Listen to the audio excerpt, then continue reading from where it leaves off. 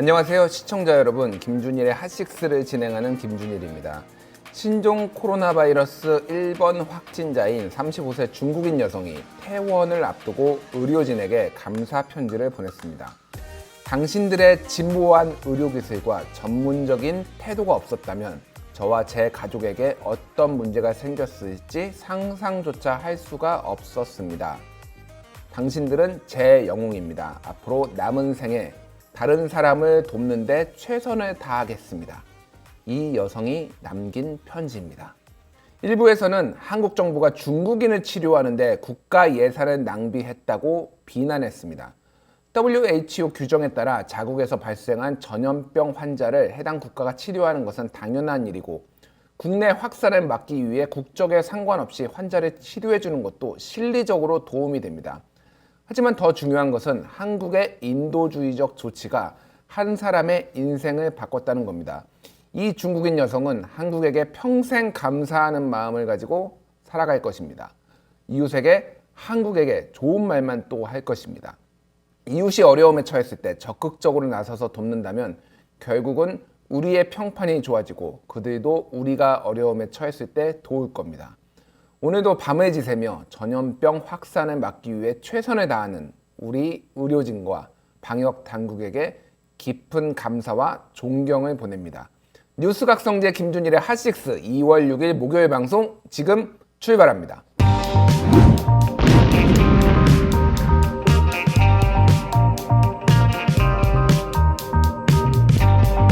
박준규의 브리핑 식스, 내일신문 박준규 기자 나왔습니다. 안녕하세요. 안녕하세요.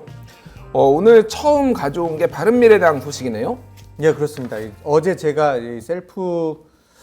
비례대표의 셀프 제명을 하는 과정에서 혹시 그 당대표의 도장이 필요하지 않느냐 이 얘기를 했었는데, 확인해 본 결과 이 당대표 도장은 필요 없는 사안이었고요. 하지만은 바른미래당 같은 경우에는 윤리위를 거쳐야 되는 그 과정이 있었어요. 윤리위원회를 거쳐야 된다. 그렇죠. 윤리위원회에서 이 사람이 제명할 만한 충분한 근거가 된다는 것을 확정지어서 결론을 내줘야 그걸 가지고 의총회에 가서 투표에 붙일 수 있다는 거죠. 그런데 이 윤리위원회가 이 손학규 대표의 측근들로 짜여져 있습니다. 그러니까 모든 당직이 지금 손학규 대표 체제로 돼 있기 때문에 윤리위원장을 비롯해서 윤리위원들도 마찬가지로 이 손학규의 친손학규계로 돼 있기 때문에 사실상 윤리위원회에서 제명을 안 해줄 가능성이 높은 거죠. 그렇군요. 이게 원래는 그러니까 너무 함부로 제명하지 못하게 여러 가지 단계를 밟아서 할 수 있도록 이런 장치를 마련해 둔 건데, 지금 상황에서는 셀프 제명이 걸림돌처럼 되는 그런 분위기네요. 그렇죠. 이제 비례의원들 같은 경우에는 사실 지역구 의원이 아니기 때문에 많은 사람들이 외부에서 이렇게 영입해서 들어오는 경우가 많은데 그런 분들이 사실 소신 발언들을 많이 합니다. 그렇죠. 그렇기 때문에 이게 그 당 대표나 과거에는 이제 총재였죠.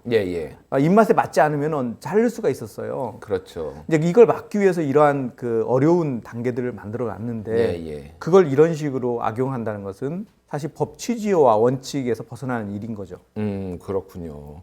어쨌든 윤리위원회를 거쳐서 의원총회에서 3분의 2 이 과정을 밟기에는 지금 어려운 상황이 됐다라고 본다라면은 현실적으로 남은 선택지들, 안철수계 의원들의 선택지는 어떤 게 있을까요, 그러면? 지금 안철수계 의원들은 7명인데요. 권은희 의원만 지역구고 나머지 6명은 비례대표입니다. 아마도 권은희 의원은 자기의 의지에 의해서 쉽게 옮겨갈 수 있을 것 같고, 비례대표 의원들은 신당이 출범을 하면 그때의 이제 배지를 빼고 갈지 그때 여부를 아마 판단할 것 같은데, 지금도 비례대표들 중에 13명의 비례대표들 중에 두 분은 적은 바른미래당에 있으면서도 각각 한 명은 대한신당, 한 명은 민주평화당에서 활동을 하고 계시고 당직도 갖고 계십니다. 그렇다고 보면 안철수 신당에 갈 안철수계 6명도 같은 방식으로 할 가능성도 배제할 수는 없습니다. 바른미래당에 있으면서 바른미래당에 있으면서 저쪽에서 활동을 하는 방식으로. 참 이게 한국 정치가 참 우스워지는 상황이네요. 그렇죠. 그렇군요. 지금 탈당을 한 의원들이 몇 명 있는데 예. 대부분은 말씀하신 것처럼 지역구예요. 그러니까 비례 의원들은 나가지 못하니까 김관영 의원, 그렇죠.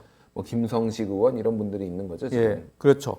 그 이찬열 의원이 먼저 나갔죠. 예. 그래서 오늘 한국당에 입당을 했어요. 자유한국당에 입당을 그렇죠. 했습니다. 그분의 이제 그 입당하게 된 이유는 민주당의 이 수원갑 자기 지역구를 줄 수 없다. 예. 이런 이유였고요. 본인이 당선될 수 있는 가능성이 가장 높은 그것을 계산해 보니까 역시 기호 2번을 달고 가게 되면은 가능하지 않을까 이렇게 판단한 것 같습니다. 민주당에 가면은 본인이 공천을 받을 확률이 낮아서 그렇게 간 건 아닌가요? 그게 같은 거죠. 예, 본인이 공천을 받기 어려운 그런 가능성도 있고 예. 또 이제 당선 가능성을 봤을 때 여러 가지 것들을 감안했을 때 한국당이 가는 게 좋다 이렇게 생각을 했을 것이고 제가 보기엔 또 한국당이 원래 이분이 한국당 출신이에요. 예. 원래 한국당 손학규 출신인데 대표랑 같이 탈당을 했었죠. 원래 거기 있었죠. 거기 거기 있었죠. 있다가 예. 같이 나와서 민주당으로 온 거죠. 예. 그렇다고 보면 원래 제 집 찾아간 거죠. 아, 그렇군요. 참 정치인들의 당적은 진짜 언제 어떻게 변할지 알 수가 없습니다. 예. 이런 상황이고. 그럼 이제 뭐 통합 작업, 뭐 대한신당과 민주평화당, 바른미래당 통합 작업은 어떻게 되는 건가요? 일단은 이 손학규 대표 입장에서는 유승민계와 안철수계가 떨어져 나갔으니 예. 이제는 원하는 대로 할 수 있다 이런 입장인 것 같고요. 예. 앞서 말씀드린 대로 비례대표는 못 나가고 또 호남계는 여전히 남아 있어서 본인과 같이 대한신당, 민주평화당 소위 호남계 의원들과 통합할 수 있는 그런 밑바탕이 될 수 있다 이렇게 보고 있고요. 네. 그런 측면에서 이번 주, 다음 주 이렇게 해서 빠르게 통합을 진행한다. 현재 그런 계획은 가지고 있습니다. 그렇군요. 알겠습니다.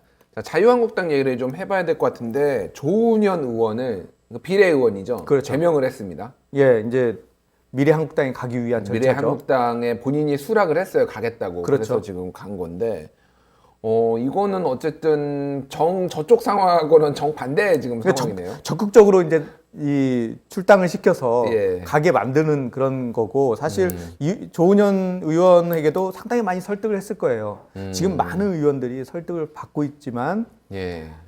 가지 않겠다라는 의원들이 많다는 거잖아요. 예. 그렇다고 보면은 과연 그 몇 명이나 갈 수 있을까 생각이 됩니다. 이 지역구 의원들은 안 갈 거거든요. 그러니까요. 미래한국당 이름으로 지금까지 돌린 이 명함들도 다 다시 회수해야 될 상황인데 예. 미래한국당이라고 하면 사람들이 잘 모르거나 또 비판적으로 보는 견해도 많기 때문에 그러니까 그건 뭐 사실상 지역구 출마하는 사람을 보낸다는 건 자해행위죠. 본인한테는 예. 사실 당선 가능성에 대해서 상당히 낮게 떨어뜨릴 수밖에 없는 거니까요. 예. 받아들이기 어려웠고 비례대표들 가야 되는데 이 비례대표들 분들도 사실은 본인들의 다 그 정치적인 어떤 소신이나 이런 것이 있기 때문에 받아들이기가 좀 쉽지 않은 거죠. 그렇군요. 조은현 의원 같은 경우에는 뭐 바둑계 뭐 살아있는 전설이다라고 하고 굉장히 많은 존경을 받았는데 과거에 이제 이 정치권에 들어온 다음에 혼자서 할 수 있는 게 별로 없더라 예. 이런 말씀도 하셨어요. 그래서 정계 은퇴하는 이제 이거 끝나고 자연스럽게 은퇴하는 거 아니냐 그런 생각을 했는데 예. 이렇게 적극적으로 이런 뭐 이제 위성정당 활동에 한다라는 거는 어떤 생각을 가지고 있는 건가요, 이분은? 그분은 그래도 제가 그분에 대한 느낌으로 보면 예. 그분은 앞서 말씀하신 그 국회에서 할 수 있는 일들이 상당히 적다. 이 부분에 대해서는 뭐 진심이라고 봅니다. 예, 그래서 예. 앞으로 계속해서 정치를 할 것 같지는 않아요. 그동안 해왔던 의정 활동을 제가 봐서도 뭐 그렇게 적극적으로 예. 재미있게 할 사람은 아닌 것 같아요. 대신 본인이 여기에 당에 들어왔으니 비례대표를 받은 것도 예. 어떻게 보면 혜택을 받은 거라고 생각하고 갚는다는 입장에서 해준 것 같아요. 결초보은 차원에서 지금 해주고 마지막 해주고 나가겠다 이런 건가요? 그 정도의 심성은 가지고 있다고 생각합니다. 아, 그렇군요. 참 이게 어떻게 봐야 될지 뭐 은혜를 갚는다라는 게 이 정치 활동에서 어떻게 봐야 될지 참 복잡한 마음이 듭니다. 자, 기호 2번 이제 그러면은 만들기가 쉽지 않을 것 같아요. 지금. 그러니까요. 지금 민주평화당, 바른미래당, 대한신당이 합쳐지게 된다면 30석 가까이의 의석을 갖게 됩니다. 물론 네. 이게 순탄하게 진행된다는 전제죠. 예. 그렇다면은 과연 30석 가까운 의석을 미래한국당이 채울 수 있을 것이냐. 상당히 쉽지 않다고 봅니다. 그러게요. 그렇게 되면 한국당의 애초의 시나리오가 좀 깨지는 거예요. 2번을 자유한국당에서는 비례의원을 한 명도 안 내고 2번으로 미래한국당을 만들겠다라는 시나리오가 있었는데 3번으로 밀릴 가능성이 있겠네요. 그렇죠. 그렇게 되면 이제 유권자들이 헷갈리게 되는 거죠. 본인들이 생각할 때는 이 기호 2번은 한국당이든 자유한국당이든 미래한국당이든 똑같이 2번이다. 예. 이렇게 아마 선전을 할 거거든요. 예. 그리고 이 투표 용지에도 두 장을 우리가 봤는데 지역구를 찍을 때 정당 비례대표제를 찍을 때 이 똑같이 2번을 찍으면은 같은 방식으로 효과를 낼 수 있을 텐데 이게 이제 헷갈려지게 되는 거예요. 설명이 어려워지는 거죠. 그러게요. 예. 그러니까 이제 본인들이 계획했던 것과 좀 다른 방향으로 갈 가능성도 적지 않다. 게다가 이제 한국당이라는 이름이 이 두 개 정당만 있는 게 아니더라고요. 이게 그렇죠. 이미 소수 정당 중에 한국당이라는 데가 있더라고요. 많습니다. 예. 한국당도 있고 뭐 미래연대도 있고요. 지금 뭐 현재 상황에서 39개가 등록이 돼 있어요. 등록이 돼 있는데 이름들이 비슷비슷한 게 비슷비슷해요. 많아가지고 정말 잘 모르면은 잘못 찍을 수도 있을 것 같아요. 지금. 그리고 또 지금 새로운 당이 만들어지지 않겠습니까? 예, 합당을 예. 하게 되면 바른미래당 쪽에 진보 진영 제3지대가 그러면 그 이름이 어떻게 될지도 몰라요. 그러게요. 미래가 들어갈 수도 있고요. 미래가 들어갈 수도 있네요. 진짜 알겠습니다. 황교안 대표 어제도 말씀하셨는데 지금 이게 우유부단한 건지 장고 끝에 악수가 나오는 건지 알 수는 없는데 지금 어떻게 돼가고 있나요? 점점 선택지가 줄어드는 거죠. 계속해서 선관위에서는 여러 가지 이야기들을 하니까요. 그리고 전 법제처장 이성현 그 처장 같은 경우에는 황교안을 위한 것이냐 이렇게 비판적인 얘기를 했다가 또 황교안 대표로부터 그런 말들을 외부로 하는 게 적절하지 않다라는 약간은 비판도 받고 그랬잖아요. 이런 걸 보면 본인이 상당히 위축돼 있는 건 사실인 것 같아요. 그러니까 몰려 있는 상황에서 황교안 대표가 선택지가 많지 않은 거고요. 종로에 갈 거냐 아니면 불출마할 거냐 둘 중에 하나 선택을 해야 되는 상황이 됐어요. 현재로서는 불출마 가능성이 가장 높은 거죠. 그런 측면에서. 불출마, 비례도 아닌 불출마. 비례는 사실은 지금 비례를 안 내겠다고 했으니까 자유한국당이. 아니 비례를 하게 되면 혜택을 받는 거죠. 예. 그러니까 소위 꽃가마를 타는 건데요. 앉아서. 물론 비례를 본인이 상당히 뒷번호, 내가 옮겨가서 미래한국당에서 뒷번호를 받겠다. 이렇게 하면은 얘기가 좀 달라질 수 있을 텐데 그럴 가능성은 없잖아요. 그렇다고 보면은 본인이 최대한 헌신한다, 희생한다는 이 그림을 만들어줘야 되는데 그런 방법은 현재로서는 불출마밖에 없는 거죠. 불출마를 잘 포장을 하게 되면 내가 소위 얘기해서 다 내려놓고 모든 것을 걸겠다 이런 의미로 이제 해석을 하게 만드는 거죠. 황교안 대표가 여러모로 어려운 것 같은데 지금 황교안 유승민 단판도 뭔가 이번 주에 이뤄질 거 아니야라고 전망들이 나왔지만은 지금 안 되고 있습니다. 일단은 황교안 대표가 자기 지금 앞가름하기가 쉽지 않은 상황인 것 같고요. 그걸 하기에는 그리고 유승민 의원 입장에서는 아주 강력하게 이것을 제안을 할 거거든요. 분명히 이것을 과연 황교안 대표가 받아들일 수 있을 것이냐. 준비가 돼. 어떤 거를 제안? 지분을 얘기하겠죠. 지분이요. 공천에 대해서 일정 부분. 이게 당대당으로 그래서 새로운 보수당에서는 당대당으로 하고 싶어 하는 거예요. 지금 현재 혁신통합위원회에서는 당대당이 아니다. 이건 당과 당의 협의지 당대당 대등한 관계로 이 두 당이 뭔가 합의를 해서 모든 것을 결정하는 게 아니다.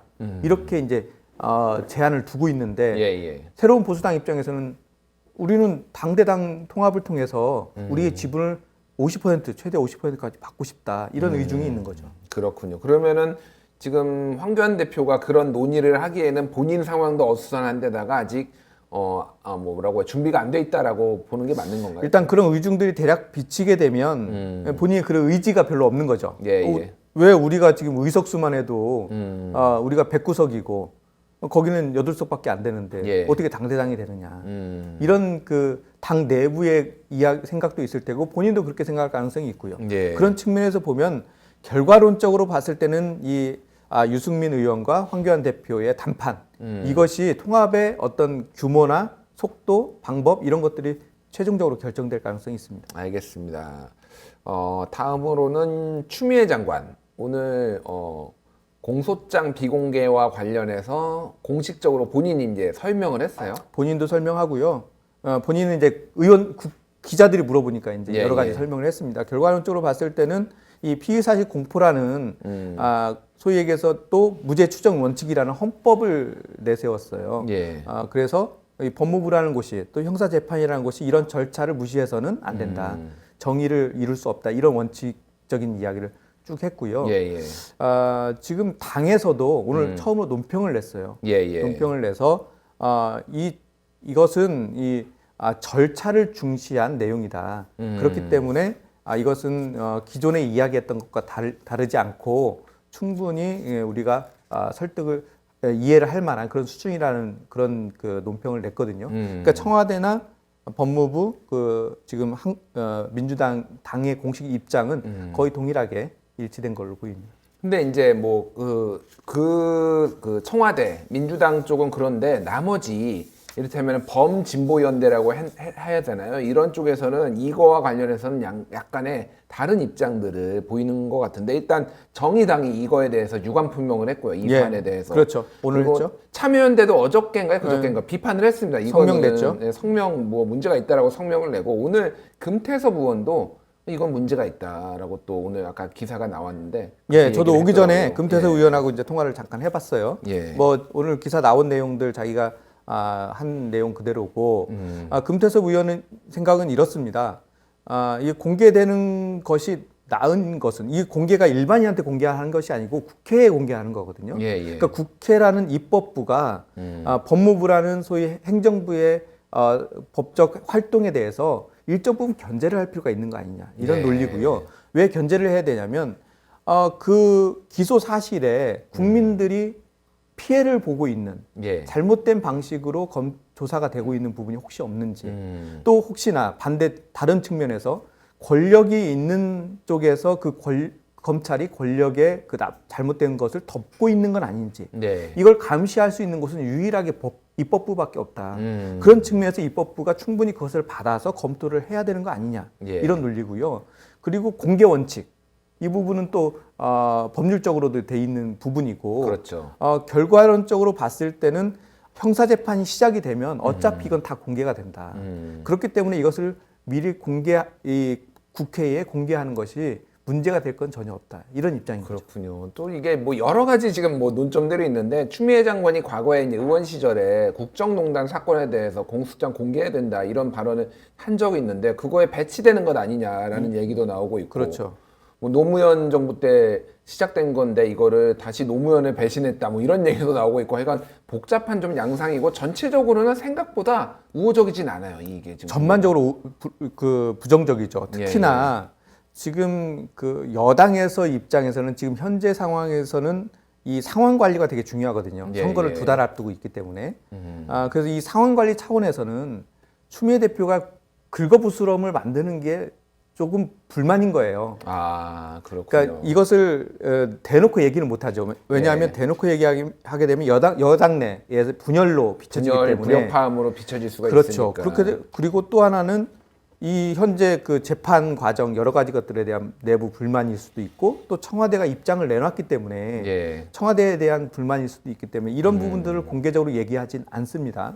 그런데 이것들이 계속해서 이러한 추미애 대표의 어떤 독자적인 행동들이 계속 나온다면 이것은 조금 차단할 필요가 있지 않겠느냐 이런 의중이 민주당 내부에 좀 있는 거예요. 그렇군요. 지금은 선거 시즌을 한 2달 정도 남겨놓고 있으니까 이게 괜찮지만 한 달 전에 좀 이해하기 어려운 행동이 나왔을 경우 이것은 수습이 불가능해집니다. 그렇군요. 그렇기 때문에 지금 조금씩 그런 이야기들이 나오는 게 아닌가 싶습니다. 그러니까 추미애 장관이 뭐 어떤 많은 것을 고려를 했겠지만은 과거의 어떤 행동들 예를 들면은 옛날에 노동법 같은 경우에는 민주당 의원들이 반대를 했는데 이를테면 한나라당이죠. 당시 한나라당 의원들하고 같이 통과를 시켜버린 전력도 있어요. 그래서 굉장히 강한 캐릭터입니다. 그리고 본인이 생각하는 게 맞다라고 하면은 끝까지 밀어붙이는. 그래서 뭐 호불호가 굉장히 갈렸는데 이 사안에 있어서도 본인은 이 방향이 맞다라고 강하게 딱 했는데 이게 당에서는 오히려 이러다가 여론 안 좋아지면 어떡하지? 약간 뜨거워한 약간 그런 느낌인 것 같아요 지금. 그렇죠. 그러니까 추미애 장관이 지금 하고 있는 것들이 그 논리가 뭐 전혀 말이 안 된다 이렇게 얘기가 되는 건 아니거든요. 근데 그 논리도 이해는 되지만 시대적 상황 그리고 지금까지 민주당이 해왔던 그런 여러 가지 것들을 이 쭉 훑어봤을 때는 좀 배치되는 부분들이 있는 것이고 지금 정의당뿐만 아니라 시민단체 또 당 내부에서도 예. 또 당 내부 율사들도 그에 대해 문제 제기를 하고 있다면 좀 그 부분에 대해서는 좀 감안을 할 필요가 있다는 거죠. 그렇군요. 알겠습니다. 이게 뭐 추후에 또 어떻게 영향을 미칠지 한번 지켜보도록 하겠습니다. 지금까지 브리핑 6 내일신문 박준규 기자였습니다. 감사합니다. 감사합니다.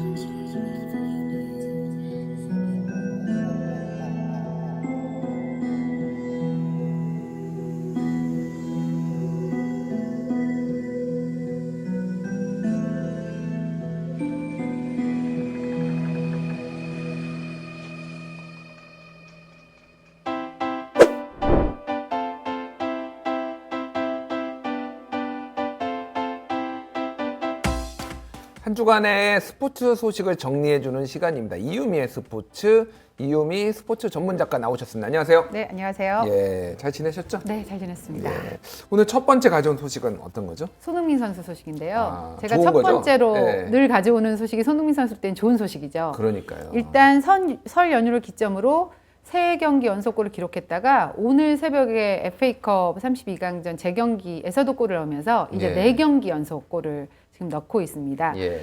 손흥민 선수가 이 상승세를 타는 와중에 제가 주목하는 경기는 지난 2일에 있었던 맨시티전인데요. 예. 워낙 강팀과의 대결이기도 하지만 이 경기는 왜 중요했었냐면 손흥민 선수의 연속골도 있었지만 이때 베르바인이라는 그 이적 신입생이라고 할 수 있죠. 토트넘에서 예, 예. 이적한 선수와 이제 첫 번째로 호흡을 맞추는 그런 경기였거든요. 예. 근데 이 선수 같은 경우가 이제 우리가 그 토트넘 같은 경우는 케인이 빠져 있고 에릭센이라는 선수가 예. 겨울 이적 시장에서 이적을 해버려요. 그래서 공격진의 공백이 큰 상황이었기 때문에 네덜란드 에인트호벤에서 뛰고 있는 23살의 젊은 공격수 베르바인을 데려왔고 예. 또 이제 우리 팬들 입장에서 이 베르바인 선수가 왼쪽 윙어를 보기 때문에 아무래도 손흥민 선수랑 포지션도 좀 겹치고 멀티 능력이 있기 때문에 예.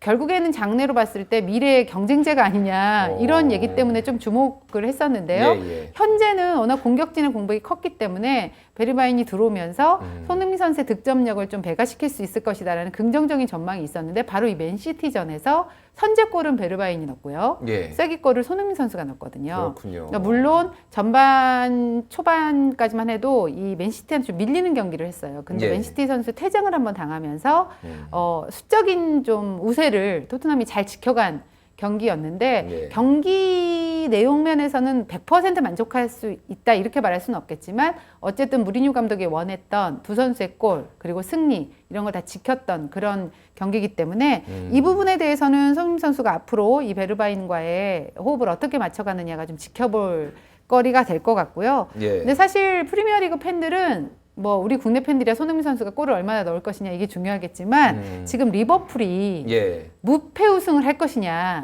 이거에 초점이 맞춰져 있기는 해요. 예, 예.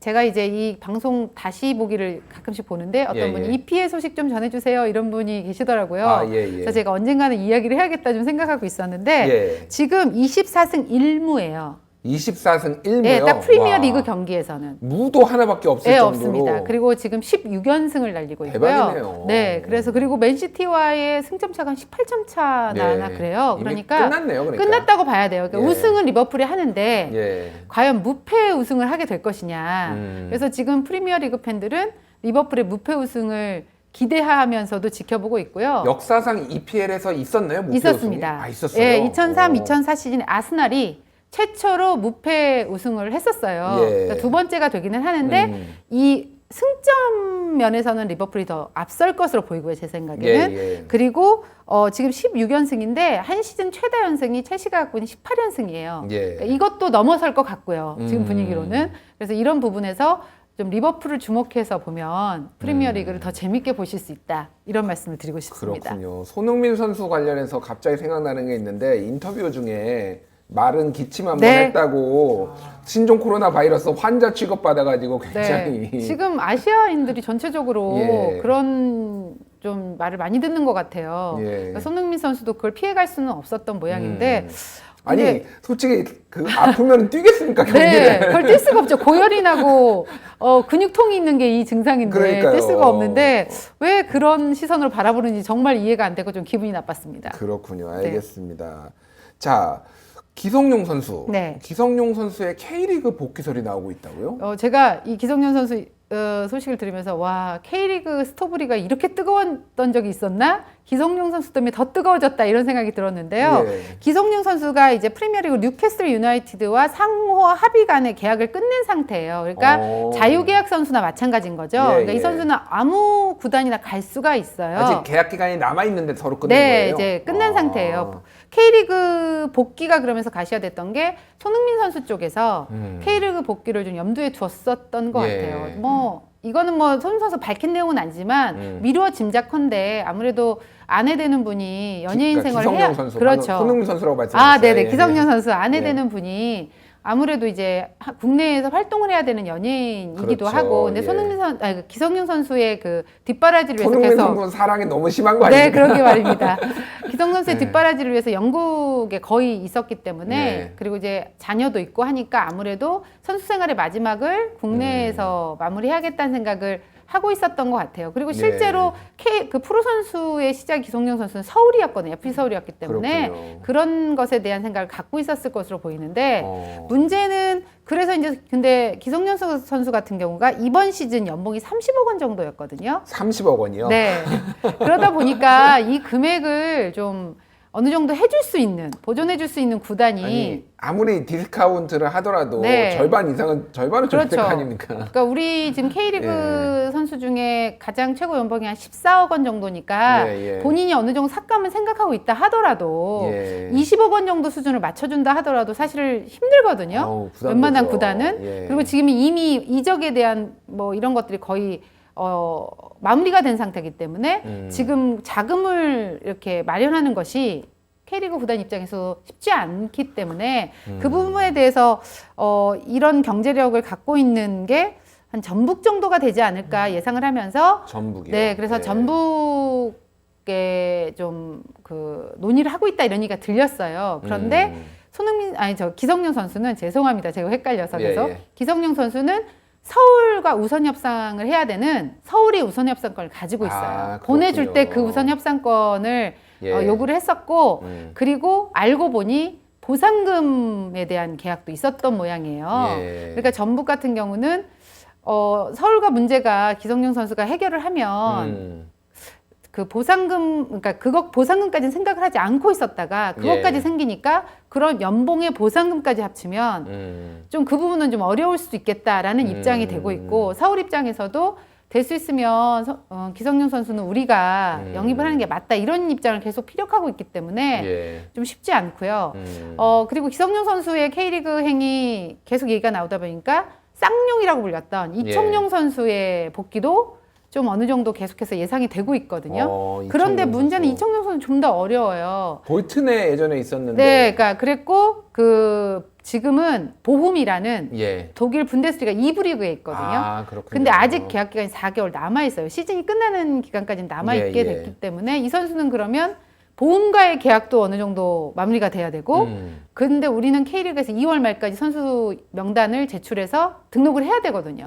그러면 이 보험이라는 구단에서는 분명히 이적료를 달라고 할 가능성이 많잖아요. 그렇네요. 거기다 연봉도 이청용 선수가 적지 않기 때문에 울산행 얘기가 계속 스멀스멀 나오고는 있지만 두 선수 모두 K리그를 복귀하기까지 시간은 많지 않은 상태에 해결해야 될 문제가 좀 많은 그런 상황이라서 현재로서는 기성용 선수가 이런 복잡한 상황에서 K리그 복귀 안 하겠다 생각하면서 그냥 중국이나 중동 쪽으로 마음을 확 돌릴 수도 있는 그런 상황이라서 이 부분은 음. 조금 걸림돌이 많다라고 봐지는 그런 상황입니다. 그렇군요. 알겠습니다.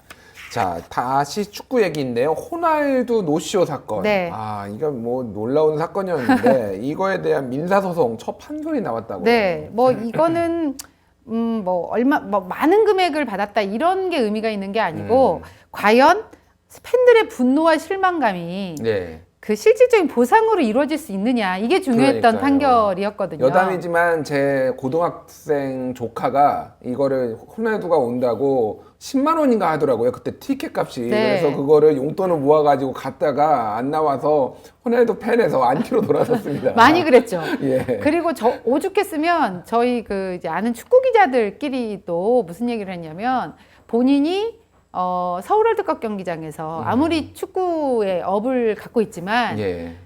호날두가 자기가 그 눈으로 직접 그 호날두가 서울 월드컵 경기에서 뛰는 모습을 과연 자기가 살아있는 동안 볼 수 있을까 생각을 했다는 거. 왜냐면 그 사이 호날두가 또 은퇴할 수도 있으니까요. 그러니까요. 예, 그래서 예.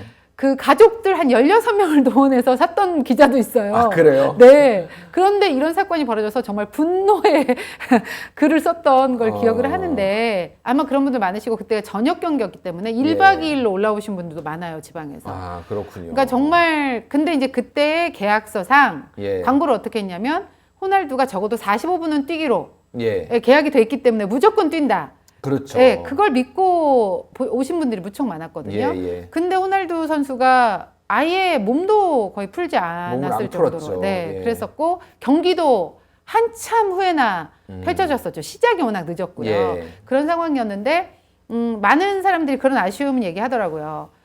혹시 뛸 수 있는 몸 상태가 아니면 그래도 하프타임 정도에 경기장에 나와서 예. 마이크를 잡고 이러이런 상황으로 못 뛰게 돼서 너무 미안하다. 하지만 내가 이런 몸 상태이니 미안하게 생각하고 그 대신 내 목까지 우리 선수들이 많이 띄워줄 테니까 좀 즐겨달라 이렇게 미안한 마음을 좀 비쳤더라면 그 분노가 좀 덜했을 텐데 그것조차도 하지 않았잖아요. 그것도 안 했고 돌아간 다음에 그 런닝머신에서 열심히 뛰고 있으면 건강한 모습을 또 보여줘가지고 더 분노가 더 가중된 사건도 있었죠. 네, 그래서 이제 네. 이 사건은 2명의 관중이 원래는 7만 원에 환불 수수료 1,000원에 정신적 피해 100만 원 이래서 이제 소송을 했는데 결국은 1인당 37만 1,000원을 배상해라. 오. 네, 이런 결정이 내렸어요. 예. 그러니까 어쨌든 팬들의 분노와 실망감, 감정적인 이런 부분들을 보상을 해라고 나왔으니까 근데 보상의 주체는 그러면은 페스타가 되는 거죠. 더 페스타가요? 페스타라고 이 친선 경기를 주최한 그러니까, 네, 대행사죠. 대행사죠, 네, 대행사. 대행사가 되는 건데 일단 두 사람에 대한 판결이 이렇게 나왔잖아요. 그럼 이제 집단 소송 가능성도 할 수 있네요. 있죠. 예, 다른 그렇군요. 소송들도 줄지어질 수 있기 때문에 더 페스타의 입장이 곤혹스러운데 이 더 페스타는 공식적인 입장을 지금 아직 밝히고 있지는 않은 아니 상황입니다. 그럼 파산할 수도 있는 거 아닌가요? 만약에 그 그렇죠. 한 몇천 명이 네. 뭐 다 전체는 아니더라도 몇천 명만 하더라도 37만 원씩 곱하기 뭐 1,000 하면은 이게 어마어마한 이 더 금액인데. 페스타라는 곳이 알려져 있지만 예. 이게 막 큰 대규모 회사가 아닌 걸로 지금 알려져 있잖아요. 그렇군요. 재정적인 부분에서 이걸 충당할 수 있을까? 좀 근데 이제 유벤투스와의 또 배상 판결이 또 그쪽도 남아 있을 테니까요. 예. 그 부분들이 또 진행되는 상황을 지켜봐야 될 것 같지만 어쨌든 페스타라는 회사는 좀 힘들어지는 상황으로 가는 건 맞는 것 같습니다. 어쨌든 계약 관계는 명확하게 해야 된다라는 교훈을 남긴 것 같아요. 네, 맞습니다. 확인되지 않은 내용을 가지고 본인들이 광고를 했다가 이렇게 문제가 생기는 거는 심리 도덕의 문제도 있고 경제적 불이익을 받을 수 있다라는 원칙이 이번 기회에 좀 세워졌으면 하는 바람입니다. 네. 다음으로 프로야구 얘기를 좀 해보겠습니다. 최근 연봉 협상을 하는데 굉장히 좀 어려움은 많이 있다고 구단과 선수 간에. 네, FA 협상할 때도 왜 좀 한파가 몰아쳤다 이런 얘기를 했는데 그 흐름에 있는 것 같아요. 연봉 협상도 뭐 대단한 큰 연봉이 나오지는 않고 있는데 게다가 이번 시즌에는 조금 특이한 게 그 연봉 협상하는 과정에서 갈등이 수면 위로 좀 올라오는 게 느껴지는 분위기거든요. 예를 들어서 NC 같은 경우는 그 불펜 투수 김진성 선수 같은 경우가 계약을 하지 않은 채로 스프링 캠프를 갔어요. 근데 거기 안에서 계약을 했는데 약간 계약하는 과정에서 마음의 상처를 입었는지 코칭 스태프와 상의하에 하루 만에 귀국을 해버렸어요. 그렇군요. 네, 그러니까 약간의 항명의 그렇네요. 그런 이미지를 준 거죠. 추정컨대 너무 후려치니까 한마디로 빡친 거 아닌가 뭐 이런. 일단 2억 원에서 작년 예. 2억 원에서 1억 6천이 됐으니까. 4천만 원이 삭감된 거긴 한데 많은 분들이 뭐 연봉 많네. 뭐 그 정도 그럴 수 있지 이렇게 생각하시겠지만 선수들은 이게 몸값으로 그러니까 모든 걸 평가받는 입장이기 때문에 그렇죠. 그리고 예. 그 과정에서의 우리가 모르는 일들이 많았을 거라는 생각이 들어요. 그런 마음의 상처가 이 선수를 이렇게 만들었다는 생각이 들고 구자욱 선수 같은 경우도 삼성 캠프에 아직 합류하지 않은 상태, 왜냐면 계약을 하지 않았기 때문에 예. NC가 유독 4명을 계약하지 않은 상태에 데려간 거고요. 보통 연봉 계약을 하지 않으면 스프링 캠프에 데려가질 않거든요. 그렇죠. 구자욱 선수는 한국에 머물면서 구단과 계속해서 대립각을 세우고 있는 게 언론에 계속 보도가 되고 있는 상태인데 대부분 구단이 지난해부터 좀 지출도 줄이고 있고요. 예. FA 시장도 약간 한파고요. 이런 흐름에서 이제 일련의 흐름 속에 있다 이렇게 볼 수가 있는데 선수들이 관중도 사실은 좀 줄었고요. 작년에. 네, 그래서 예. 선수들이 FA 협상 태도가 구단이 다 담합 수준이다 이러면서 좀 불만을 계속 토로하고 있는 그런 분위기인데 돈보다는 좀 자존심이 걸린 문제이기 때문에 예. 아무래도 구단과 선수 간의 감정의 골이 좀 깊어지는 게 이렇게 드러난 게 아닌가 싶고 사실 연봉에 관련된 부분은 우리가 모르는 게 사실 더 많잖아요. 그렇죠. 그리고 이건 또 사실 비밀에 붙여져야 되는 것들이 많기 예, 때문에 예. 구단 편이나 선수 편 우리가 들 수는 없습니다만 예. 사실 이럴 때 KBO의 연봉 조정 제도가 좀 효과를 발휘하면 좋을 텐데 선수들은 이 KBO가 선수들을 손에 들어준 게 딱 한 번 정도밖에 없기 때문에 그러니까요. 구단 편이라고 생각하거든요. 예, 예. 그래서 거기 가져가진 않잖아요. 네, 그래서. 그러니까 예. 거기까지 안 가요. 그러다 예. 보니까 본인이 물론 에이전트가 있지만 요즘 에이전트 제도가 있기 때문에 이렇게 구단 협상을 하지만 그 사이에서 상처를 좀 많이 받고 KBO도 내 편이 아니야 이렇게 생각을 드니까 본인 스스로 이런 뭐 캠프에서 귀국을 해버린다든지 예. 이런 표현을 할 수밖에 없는 상황이 된다라는 생각이 전 들거든요. 그래서 그렇군요. 실질적으로 좀 이 제도를 한번 자세히 들여다보는 것도 이번 기회에 좋지 않을까 이런 생각을 한번 해보게 됐습니다. 알겠습니다. 다시 한번 느끼는 건데 인생은 타이밍이다. 이런 거 작년에 그 합성했던 그렇죠. 선수들은 굉장히 화기애애한 분위기 속에서 네. 했는데 올해는 참 1년 만에 한파가 몰아치네요. 그렇습니다. 알겠습니다. 한파는 다른 겨울 스포츠에도 지금 몰아치고 있어요. 신종 코로나 바이러스 영향이 지금 직격탄이네요. 이거는. 네. 근데 특히나 올림픽 관련된 소식들이 대부분 이제 많이 얘기가 되고 있는데요. 예. 지난주에도 잠깐 말씀드렸지만 여자 농구는 중국 포산에서 세르비아로 장소를 옮겨서 진행이 되고 여자 축구는 제주도에서 지금 예선 경기가 펼쳐지고 있는데 예. 엄청난 경계와 강화 속에 펼쳐지고 있다고 해요. 거의 테러 방지를 방불케 하는 거의 그 그런 수준으로. 분위기로. 그래서 예. 미얀마와의 1차전이 있었고 우리가 7대0 완승을 거뒀고요. 예. 이때는 지소연 선수가 2골 2도움 뭐 대승에 앞장선 모습을 좀 지켜볼 수가 있었고 여자 축구 대표팀이 이제 9일에 제주도에서 피파랭이 32 베트남을 상대로 2차전을 갔는데 예. 아마 우리가 뭐 조 1위로 플레이오프엔 진출할 것 같은데 이 플레이오프가 중요하거든요. 예, 예. 상대조 B조에 우리가 1위로 진출하면 2위와 예. 이제 올림픽 티켓을 놓고 외나무 다리에서 격돌을 하는데 아시아 지역에 2장밖에 없어요. 이제 예. 일본은 개최국 자격으로 나가게 되는 거고 그래서 이제 B조를 보면 중국, 호주, 대만, 태국인데 중국, 호주 예. 만만치 않죠. 그러게요. 북한은 원래 우리 조에 있었는데 북한이 예. 출전 안 하겠다고 하면서 북한은 예. 이제 안 가게 된 상태니까 결국 우리가 중국 아니면 호주를 만나게 될 것 같은데요. 예. 만만치 않은 상대를 하게 되기 때문에 근데 여기서 근데 이게 홈앤드 어웨이로 플레이오프를 치러지니까 예, 예. 한 경기만 잘했다고 되는 게 아니라서 긴장을 늦출 수 없는 상황이고요. 예. 그래도 이번 기회에 일본이 개최국으로 나가니까 음. 우리가 올림픽 갈 수 있는 좀 가능성은 가능성이 좀 조금은 더 예. 높지 않을까 다른 때보다는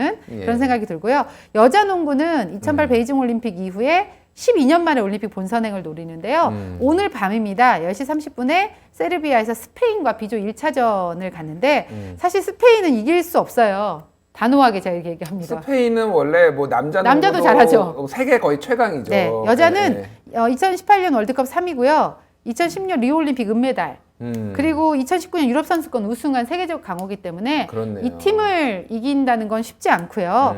그런데 올림픽에 갈 가능성이 높은 게 스페인, 중국, 영국가 우리가 한조인데요. 예. 조 3위 들면 돼요. 아. 그러니까 한 팀만 제끼면 되는 겁니다. 중국만 제끼면 되나요? 영국과 중국만 제끼면 되는 둘 거죠. 중에 하나. 근데 둘 다 만만치. 네, 근데 않은데. 중국이 좀 더 좀 어렵다는 시선이고 예, 예. 영국이 다크호스긴 하지만 세계적인 격차로 봤을 때 그래도 영국이 낫다. 아. 물론 우리보다는 잘하지만 예, 예. 이런 얘기를 듣고 있어서 그래도 우리나라 여자 농구가 경쟁력이 있거든요. 특히 그렇죠. 박지수 선수가 예. WNBA에서 그 경험도 있고 하니까 네. 박지수 선수를 좀 필두로 잘 싸워줘서 영국을 이기고 우리가 올림픽 진출을 좀 했으면 좋겠다라는 바람을 가져봅니다. 그러게요. 이렇게 뭐 지금 즐거운 소식이 별로 없는데 네. 스포츠에서라도 좀 좋은 승전구를 올려줘서 국민들 마음을 훈훈하게 해줬으면 좋겠습니다. 네. 예, 지금까지 이유미의 스포츠 작가 이유미였습니다. 감사합니다. 고맙습니다. 국민 라디오 개국부터 지금까지 쭉 우리 1544-941 국민 대리운전, 이번엔 꼭 국민 대리운전을 부르리. 운전은 꼭 국민 대리운전. 공정언론 국민 TV와 끝까지 함께하겠습니다. 1544-941 국민 대리운전. 의리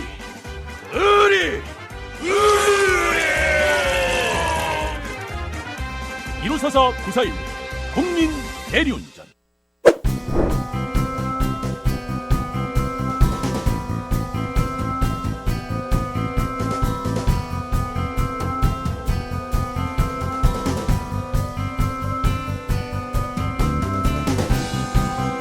박원석의 전망. 정의당 박원석 정책위 의장 나오셨습니다. 안녕하세요. 네, 안녕하세요. 예, 이 박원석 의장 나오시기 전에 광고가 있었어요. 방금. 예. 의리. 방금 그 못 봤는데. 대리운전 의리 예, 방금 예, 외쳤잖아요. 예. 지난 토요일에 예. 의리를 지키고 공개 방송에 나와주셨어요. 그러게 말이에요. 예. 선거운동을 하다 말고 와가지고. 그러니까요. 굉장히 바쁘신 거 굉장히 잘 알고 있는데 네. 의리를 지켜주셔서 굉장히 감사드리고 네. 어떠셨나요 그날 공개 방송? 토크쇼? 그날 뭐 많이 오셨더라고요. 예, 요요미 팬클럽에 다 많이 오셨어요. 그렇구나. 예, 예, 저는 그 가수분을 몰랐는데 예, 그날 보니까 정말 잘하시더라고요. 예.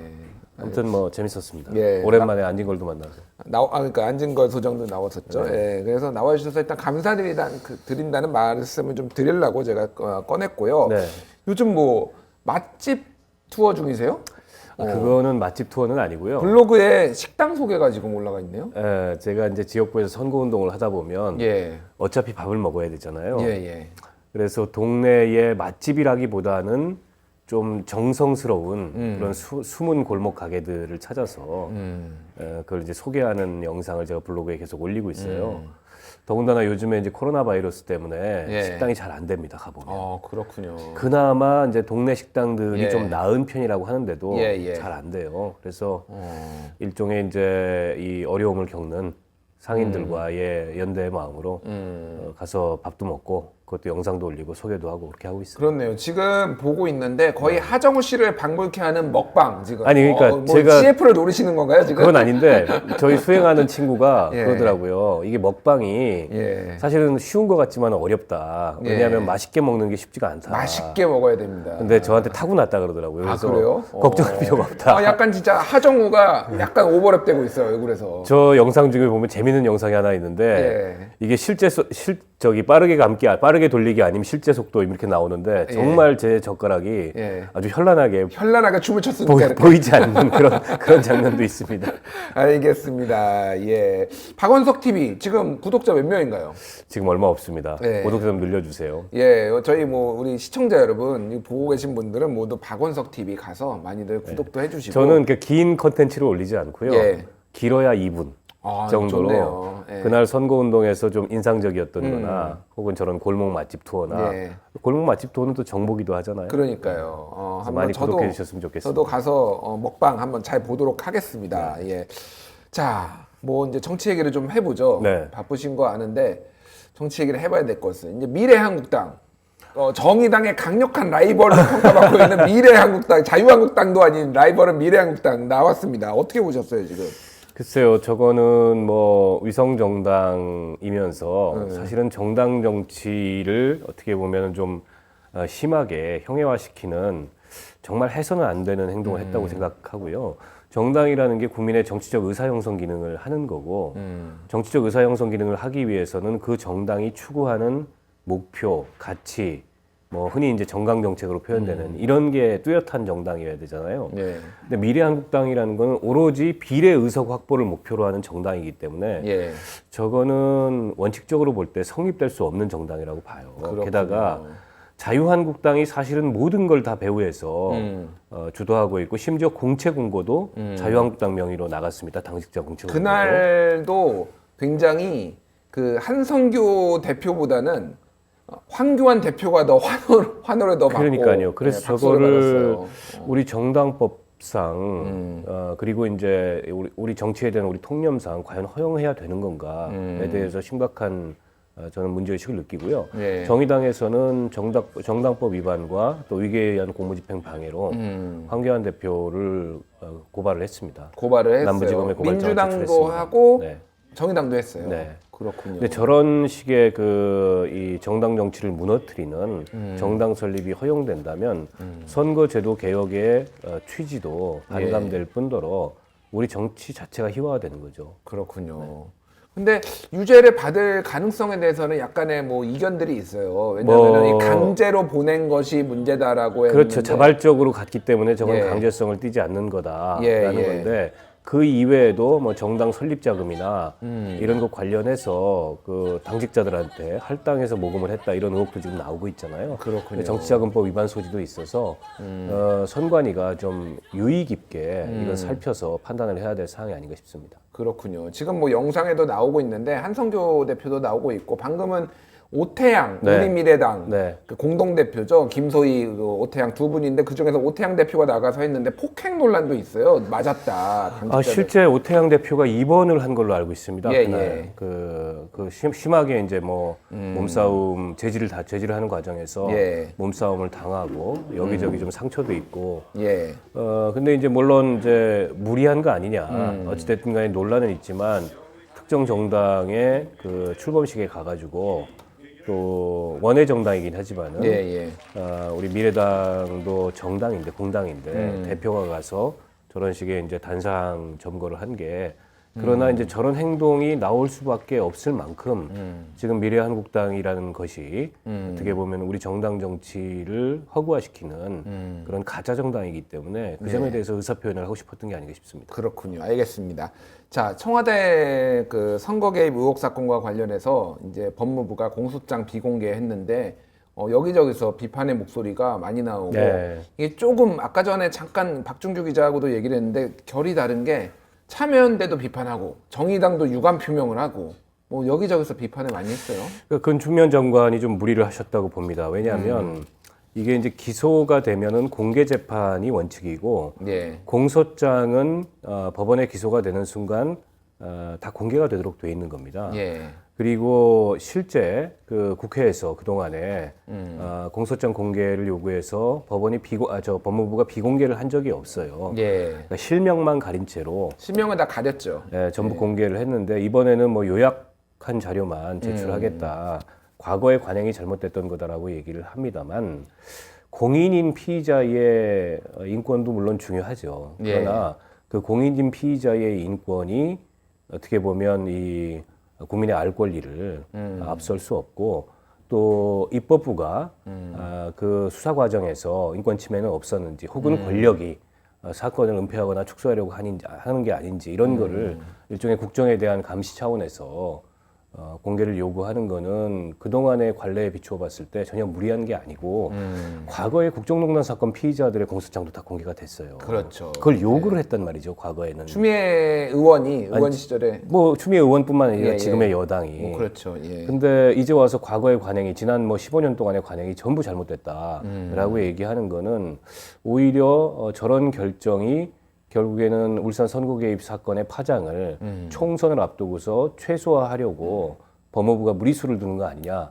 이런 비판이나 이런 의혹만 더 부추기게 됐습니다. 긁어부스럼이 됐다라는 반응들이 민주당 내부에서 사실 나오고 굳이 저렇게 해서 더 주목을 받게 하는 그러니까요. 지금 자꾸 이게 검찰과의 정치 쟁점을 만들어서 이번 선거를 치르는 게 여당한테 그렇게 도움이 될까? 왜냐하면 지금 국민들은 경제 민생 문제 때문에 아우성이거든요. 네. 그 문제에 대한 문제 해결 능력은 정치권이 전혀 보이지 못하고 있는데 자꾸 이게 검찰과 정권이 부딪히는 모습으로 뭔가 이 문재인 정부의 개혁의 정당성을 부각시키려고 하는 선거 전략이 과연 그게 결과적으로 이루어올까? 저는 별로 그럴 것 같지가 않습니다. 그렇군요. 알겠습니다. 자, 정의당 얘기 하나만 할게요. 전태일 3법. 네. 뭘 이제 총선 4호 공약으로 발표를 했는데 네.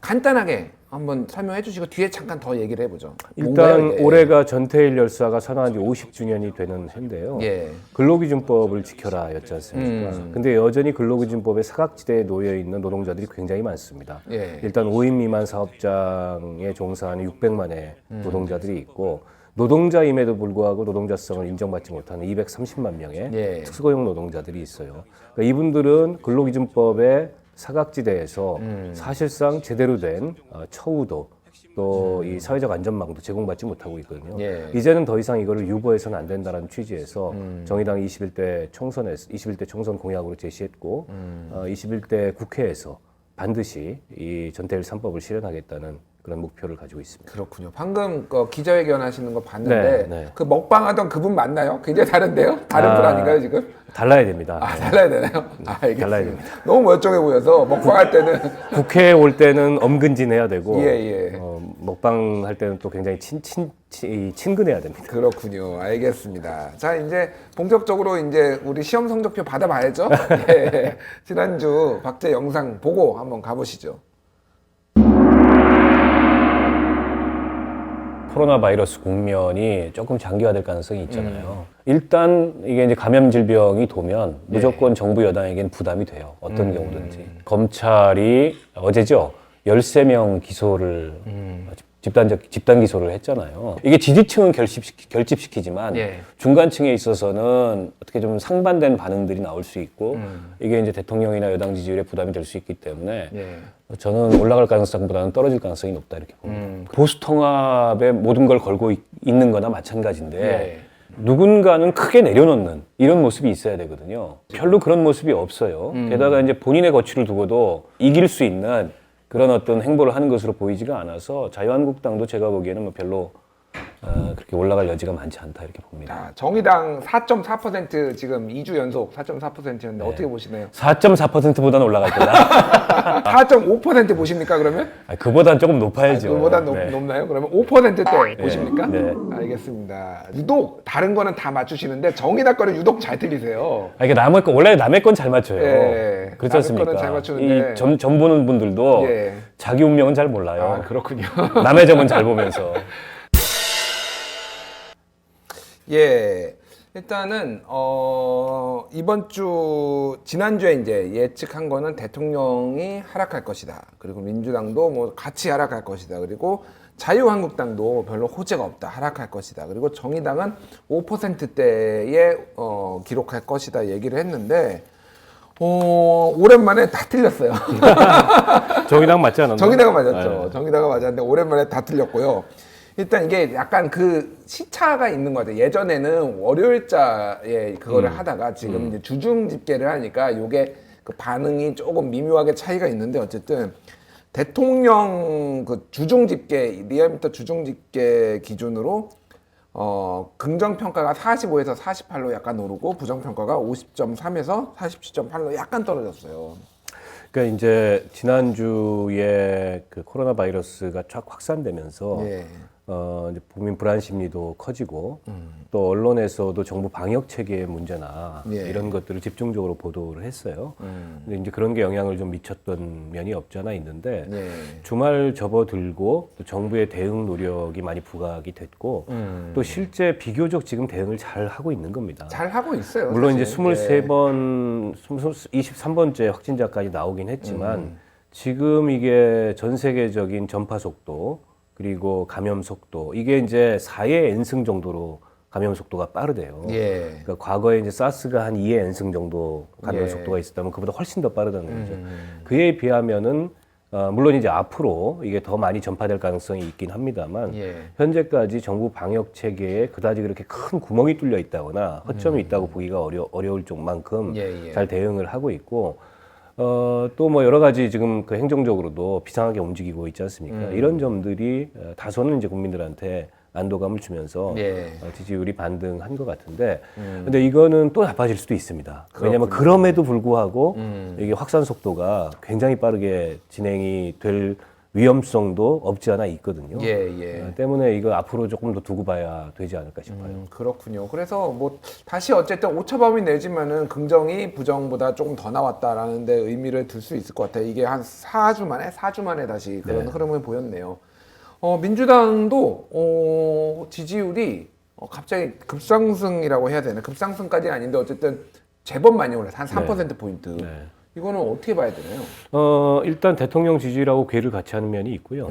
그리고 이제 약간 위기의식이 지지층들 사이에서 그렇죠. 좀 퍼진 게 아닌가 싶습니다. 그러니까 자유한국당하고 격차가 계속 줄어드는 모양새를 보였기 때문에 그런 것들이 가져온 이제 결집 효과 같은 게 있고 또 이게 월요일까지 조사하고 주중 조사하고 또 차이가 많습니다. 월요일까지 조사만 하더라도 대통령도 민주당도 떨어진 걸로 나왔는데 이게 이제 목요일 들어서 일시적인 반등이 있었거든요. 그래서 다음 주 월요일 날 조사 결과를 좀 봐야 추이가 잡히지 않을까 싶어요. 그렇군요.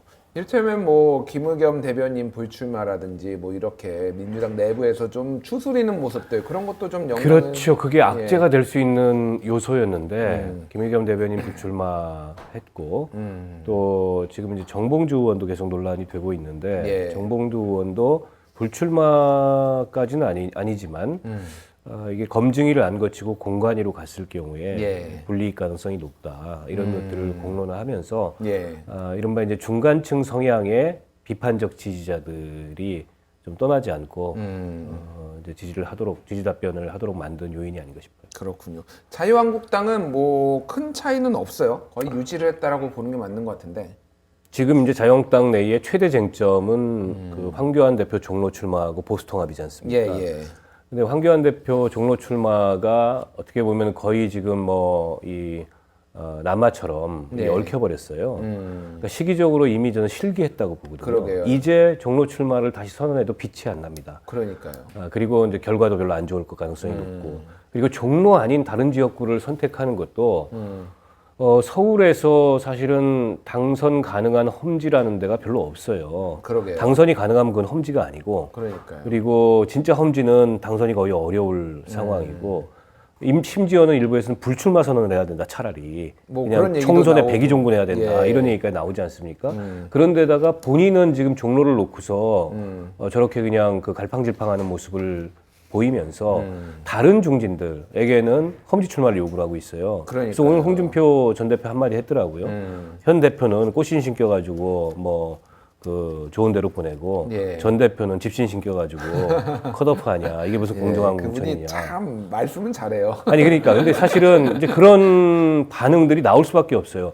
TK 지금 50% 물갈이 한다는데 TK 의원들이 승복할 수 있겠어요 이러면은? 그러니까 제가 보기에는 이거 승복 못할 것 같아요. 그렇군요. 그게 사실은 지금 자유한국당 내에 내재된 최대 위기 요인이 아닌가 싶어요. 그렇군요. 그렇다고 뭐 비례의원으로 한다라고 하면은 그러면은 저기 우리 아니 그러면 정계 은퇴해야죠. 미래한국당으로 가서 받아야 되는 거고. 정계 은퇴해야 돼요. 정말 그런 생각을 하고 있다면은. 그러니까 참 어려운 부분들이 있네요. 자, 정의당은 뭐 5%대를 그때가 너무 낮긴 했어요, 사실은. 근데 이게 약간 그것도 이게 뭐 시차가 있는데 5.6에서 5.0 또 왔다 갔다 하고 있어요.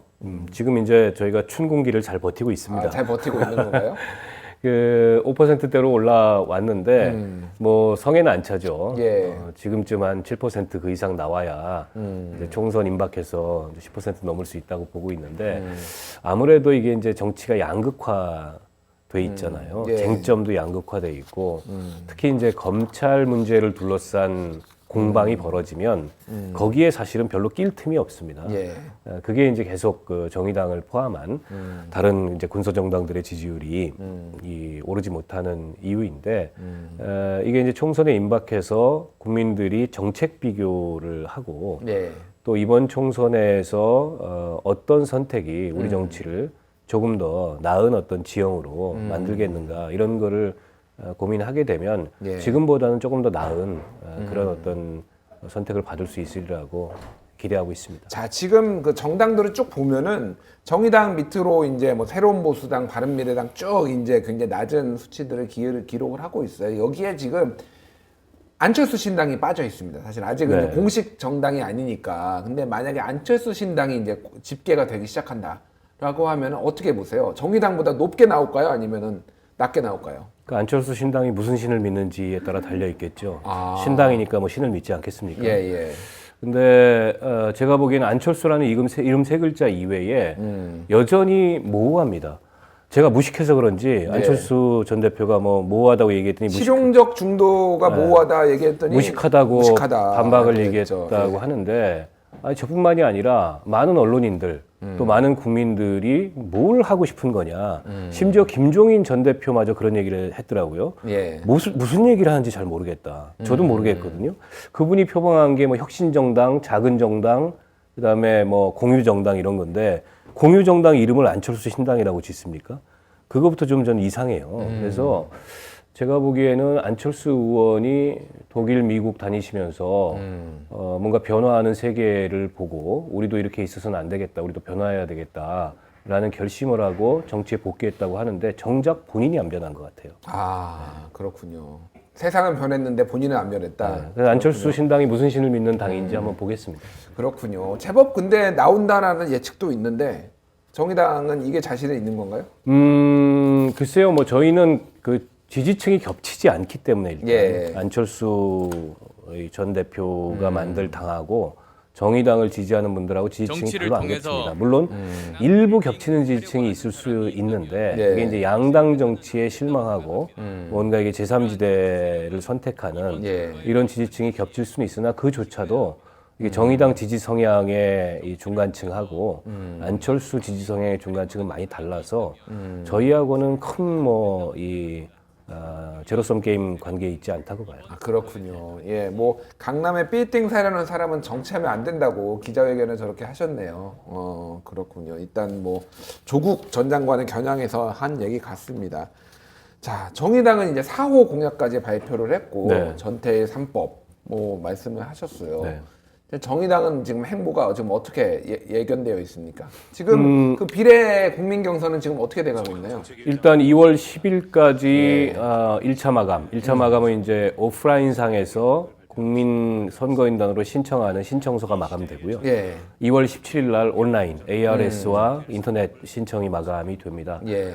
그러고 나면은 29일 날 이제 선거 일정에 들어가요. 공식 예. 그 당내 선거 운동이 개시가 되고 3월 6일 날 예. 당선자가 그러니까 당내 당선자가 확정이 그렇군요. 그러니까 순번이 확정이 되는 거죠. 순번이 확정이. 그래서 그거는 국민 경선 포함해서 나머지까지 다 집계해서 순번이 네. 나오는 거죠. 그러니까. 그게 일단 지금 당에서는 가장 큰 정치 이벤트라면 이벤트고 지금 이제 비례 후보들이 계속 출마 선언도 하고 또 지금 선거인단을 모으기 위해서 네. 전국 경양 각지로 흩어져서 열심히 선거 운동을 하고 있어서 당으로서는 나쁘지 않다고 보고 있고요. 예. 지역 출마자들도 애초 예상했던 것보다 많이 늘었습니다. 그래요? 그래서 최종 등록이 100명에는 좀 못 미치지만 예. 80명 이상, 뭐 100명 가까이 육박할 걸로 저희는 예상을 하고 있고 그리고 이제 이번 선거에서 정책이 실종됐다 이런 평가들을 많이 해요. 예. 특히 이제 언론에서도 그런 비판적인 기사를 많이 쓰는데 정의당이라도 정책 경쟁을 유도하기 위해서 저희가 매주 수요일 날 정책 발표를 하거든요. 예. 그래서 저희는 수요 정책회라고 부르고 있습니다. 수요 정책회. 수요 미식회로 하려고 했는데 그러면 제가 또 먹방을 찍어야 되기 때문에 미식회라는 이름을 못 붙이고 예. 매주 수요일 날 정책을 발표하고 있고 다음 주 수요일에는 예. 좀 이번 정의당의 21대 총선의 메가 공약이고 예. 우산 정책이라고 할 수 있는 그린 뉴딜 전략을 심상정 대표가 직접 그린 발표를 뉴딜. 하는 걸로 예정을 지금 하고 있습니다. 글로벌한 이슈고 시대 정신이라고 할 정도로 사실 굉장히 그렇죠. 전 세계적으로 지금 기후 위기 문제가 심각하게 대두가 되고 있고 이 기후 위기 시대에 뭐 산업, 에너지, 그다음에 또 삶의 방식까지도 예. 전반적으로 재구성하고 변화해야 된다. 이런 그 목소리들이 나오고 있고 가장 이제 가깝게는 미국 대선에서 그렇죠. 특히 이제 뭐 버니 샌더스라든지 또 엘리자베스 워런이라든지 또 대선 후보는 아니지만 그 하원 의원이 된 오카시오 코르테즈라든지 그렇죠. 이런 분들이 그린 뉴딜 비전을 적극적으로 제시하고 있고 영국 얼마 전에 끝난 총선에서도 노동당이 이제 새로운 산업혁명으로서의 그린 뉴딜 혁명을 내걸었습니다만 결과는 참패해가지고 뭔가 좀 빛이 안 나긴 했습니다만 그러게요. 전 세계적인 이슈인 건 맞습니다. 예, 맞습니다. 그래서 그린 뉴딜 요거를 우리가 좀 지켜볼 필요는 있을 것 같아요. 예. 방금 말씀하셨던 뭐 AOC라고 불리는 오카시오 코르테즈. 오카시오 코르테즈, 예, 뉴욕 하원 의원인데 20대 지금은 30 됐나요? 이제 됐겠죠? 됐겠죠. 예. 이제 30 됐겠네요. 그 28인가 됐는데 의원이 정말로 뭐 장래가 창창한 예. 선두 주자 중에 한 명이죠. 알겠습니다. 자, 이제 뭐 이제 숙제해야죠. 네. 다음 주 전망. 뭐 이번에 성적이 너무 안 좋아서 이제 예. 좀 손들고 서 있어야 될 것 같아요. 지금 예, 분위기가. 예. 예? 먹방만 하느라고 지금 전망 소홀히 하는 거 아닙니까 지금? 요즘 이제 전망 오면서 전망을 생각합니다. 아 그래요? 네, 좀 하루 종일 선거운동하다가 예. 오면서 가야 되지 이제 가야 그때부터 되지 이제 하면서 그림을 그리시는군요. 예, 어떻게 보시나요 다음 주? 다음 주가 결국에는 이제 코로나 바이러스가 어느 정도 이 흐름을 보이느냐 예. 이게 관건 아니겠습니까? 그렇죠. 정부가 총력 대응을 하고 있는 건 맞고 그 점에 있어서는 뭐 의심의 여지가 전 없다고 생각을 해요. 그래서 예. 그게 좀 잡히게 되면 아마 대통령 지지율은 그 보합세로 유지를 할 거고 예. 그게 조금 더 확산된다. 예를 들어서 주말을 거치면서 예. 확진자가 확 늘어난다. 이러면 또 불안 심리가 한번 출렁이거든요. 예, 예. 그러면 또 그게 이제 지지율에 영향을 미칠 거고 그 관건은 거기에 달려 있다 이렇게 보는데 그렇군요. 저는 대체로 뭐 보합세를 유지하지 않을까 이렇게 예상을 하고요. 예. 여당이 이제 영입이 다 끝났어요 거의 18호까지인가 했지 않습니까? 8호까지. 원래 당초에는 뭐 20호 얘기까지 있었는데. 네, 그리고 이제 예. 본격적인 이제 공천 심사 단계에 들어갔는데, 근데 이제 그것만 가지고서는 뭔가 이게 총선에 대한 국민들의 요구나 기대를 이렇게 좀 충족시키기 어렵고, 예. 여당도 이제 정책 비전을 내놓고 특히 여당인 만큼 뭘 어떻게 하겠다. 라는 걸 보여야 되는데 그런 점이 좀 아쉬운 점들이 있어요. 와이파이 공약 내놨다가 좀 그는 이제 냉랭했어요. 비판을 좀 많이 받았죠. 냉랭했어요. 그 자체가 나쁜 건 아닌데 예, 예. 그게 1호 공약인 게 말이 되냐 이런 비판을 좀 많이 받았는데 예. 아마 그걸 의식해서 여당도 좀 이제 정책 발표에 고삐를 죄지 않을까 싶은데요. 대체로 대통령 지지율하고 비슷한 추이를 보이기 때문에 역시 보합세일 거다 이렇게 예상을 합니다. 자유한국당은 어떻게 될 것 같네요. 한국당은 황교안 그 종로 출마 문제를 지금 차일피일 미루는데요. 예. 다음 주에도 정리가 안 될 것 같아요, 제가 보기에는. 아 그래요. 네. 그러니까 중진들 험지로 다 보내고 마지막에 자기가 결정하려는 거 아닌가 싶은데 그게 사실은 그 자유한국당이 이번 총선에서 정부 예. 여당을 좀 견제하기 위해서 뭔가 좀 이렇게 좀 만회를 해야 된다. 예. 이런 생각을 가지고 있는 이 중간층들마저도 등 돌리게 만드는 효과가 있고 보수 통합도 아직 유승민 황교안이 안 만났잖아요. 아직 안 만났어요. 근데 왜 안 만났는지 모르겠어요. 만나가지고 지분 서로 논의하고 예. 딱 이렇게 정리하면 깔끔할 텐데 뭐 그것 때문은 아니라고 하는데 제가 보기엔 그것 때문인 것 같아요. 아 그래요. 거기에 있어서 뭔가 서로에게 그 곁을 주지 않기 때문에 저게 성사가 안 되는 게 아닌가 싶은데 아마 이것도 이번 주 말 사이에 뭔가 이게 좀 결정적인 그런 터닝 포인트가 없으면 자유한국당 지지율은 또 안 좋아지겠죠. 그렇군요. 자, 정의당 현재는 5.0%, 오늘 목요일 기준으로 5.0%인데 4.9%로 떨어지나요? 떨어지진 않습니다. 아, 떨어지지 떨어지면 안 돼요. 예. 제가 먹방이 아니라 무슨 방을 해서라도 지지율을 PC방을 해서라도 어떻게 네, 올리겠습니까? 지지율을 유지해야죠. 그리고 올라가야죠. 올라가야죠. 저희는 지금 뭐 6%대로 올라가는 걸 목표로 열심히 뛰겠습니다. 오. 요즘에 예. 그 우리 심상정 대표가 중앙 언론에서 많이 사라진 것처럼 보이지 않으세요? 그러니까요. 언론 보도 잘 안 나오고 있어요. 예, 일부러 좀 사라지게 했습니다. 아 그래요? 이게 뭐냐면 이제 정의당이 제가 지난번 말씀드렸던 수혜자 프레임 이런 걸로부터 공격을 많이 받거든요. 예. 배불렀다. 그래서 사실은 저희는 뭐 배부를 게 없습니다. 여전히 뭐 배가 고픈데. 아니 그렇게 먹방을 많이 했는데 배가 부른 거 예. 아닌가요 지금? 그래서 대표께서는 중앙정치 쟁점에 그 공방에서 비켜나서 민생 현장을 뛰시라. 그래서 일주일에 2번씩 새벽을 달린다라는 프로그램을 하고 있어요. 이게 기성 언론이나 이런 데 잘 모르거든요. 그렇군요. 모르고 관심을 별로 안 가져주시지만 꾸준히 진정성을 가지고 새벽에 땀 흘려 일하는 사람들을 만나는 현장에 가서 그렇군요. 직접 그분들의 고충도 듣고 예. 함께 땀도 흘리고 이런 프로그램을 하고 있고 또 지역에 우리 후보들이 많기 때문에 후보들 방문해서 후보들 지지하는 활동 하고 있고 그렇게 주로 대표 동선과 일정을 가져가고 있습니다. 그렇게, 그런 것들이 예. 이제 좀 꾸준히 쌓이면 국민들이 좀 정의당의 진정성을 다시 알아주시지 않을까 싶습니다. 그렇군요. 대표는 땀 흘리면서 열심히 하고 있는데 우리 박원석 의장은 먹으러 다니고. 먹으면 땀 많이 나요. 그래요? 먹으면서 땀 흘립니다. 알겠습니다. 예. 자, 지금 방송 중에 댓글 중에 박원석 TV 구독했다는 댓글들 많이 올라왔습니다. 네네네. 예. 네. 그래서 뭐 이거 보고 계신 분들 마저 아직 안 하신 분들 해주시고요. 블로그에 언론 활동 올려놓으셨는데 하식스가 없다는 제보가 지금 들어왔는데. 저게 예, 제가 약간 예. 해명을 하면 예. 저 각종 언론 활동이 예전 활동들이 많습니다. 예전 활동. 최근 활동들보다는 그렇군요. 예전에 제가 지난 총선 때 예. 했던 것들 블로그가 이렇게 지금 블로그를 개비하고 있는데 삐졌습니다. 일단 그게 삐졌고요. 개비가 안 됐는데 하식스에서 제가 출연했던 걸 전부 받아다가 올리겠습니다. 예, 알겠습니다. 살짝 삐질 뻔했습니다. 알겠습니다. 저희는 굉장히 소심한 사람들입니다. 예, 알겠습니다. 다음 주 얼마나 틀리는지 제가 두 눈을 부릅뜨고 제가 지켜보도록 하겠습니다. 무단 결석하더라도 양해해 주십시오. 알겠습니다. 지금까지 박원석의 전망 정의당 박원석 정책위 의장이었습니다. 감사합니다. 고맙습니다.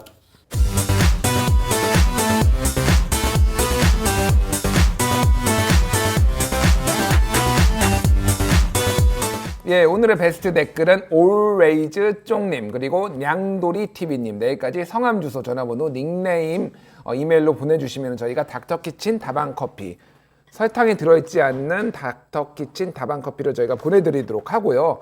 현재 보고 계신 화면을 캡처를 해서 좋아요와 구독을 눌러주시면 저희가 회사는 유치원이 아니다. 요 21세기 북스 책과 예, 아무도 알아주지 않는 우리의 특별함 이 에세이집을 저희가 한 분씩 선정을 해서 보내드리도록 하겠습니다. 예, 저희가 오늘 뭐 좀 굉장히 독특한 사실 방송이었어요. 스님을 모시고 이렇게 방송하는 게 저도 처음인데 굉장히 열린 생각을 보여주셔서 저희도 굉장히 유쾌하게 봤습니다. 다만 저희의 춤을 어떻게 보셨는지 눈이 썩었을 수도 있는데 빨리 덜어내시고 다 생활에 복귀하시길 바라고요. 저희가 준비한 내용은 여기까지고요. 저희는 내일 오후 6시에 다시 찾아뵙도록 하겠습니다. 오늘도 시청해주신 시청자 여러분, 조합원 여러분 정말로 감사드립니다. 내일 뵙겠습니다.